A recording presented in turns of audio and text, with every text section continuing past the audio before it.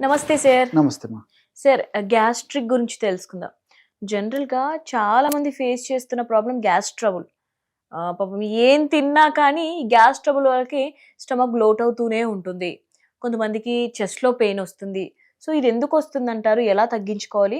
అలాగే ఈ మధ్య కాలంలో ఎక్కువగా ఈ హోమ్ రెమెడీస్ వింటున్నాం సార్. అంటే ఇంట్లోనే ఈ జీలకర్ర, వాముతో కొన్ని చేసుకొని తాగుతున్నారు. సో నిజంగా అవి కూడా వర్కౌట్ అవుతాయి అంటారా? మీరు అడిగినట్టు కామన్ ప్రాబ్లం అమ్మా ఇది, గ్యాస్ట్రిక్ ట్రబుల్. సో ఇది తీసుకునేటువంటి ఆహారం ప్రధానమైన కారణము, రెస్ట్ లేకపోవడం రెండవ కారణము, తర్వాత ఇందులో కూడా తగినంత వాటర్ తీసుకోకపోవడం మరో కారణం. అంటే ఈ spicy food, junk food, bakery food, ice creams, cool drinks, వాటినా తెలుసమ్మా, ఇవన్నీ తీసుకోవడం వల్లనే గ్యాస్ట్రిక్ ట్రబుల్కి ఆద్యం పునాది పడుతుందమ్మా.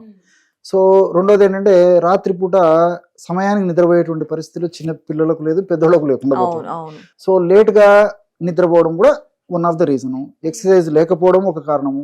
దీనికి తోడు మరి తగినంత నీళ్లు తాగరమ్మా.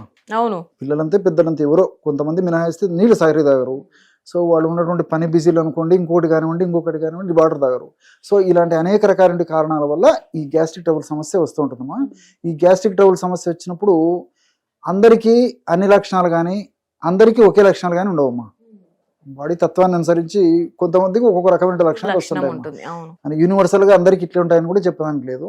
సో కొంతమందికి తేనుపులు వస్తుంటాయి, కొంతమందికి నోటు నీళ్లు ఊడుతుంటాయి, కొంతమందికి ఇంతకుముందే మీరు చెప్పినట్టు ఈ గొంతు భాగంలో, చెస్ట్ భాగంలో నొప్పి, మంట ఇలాంటివి ఉంటాయి.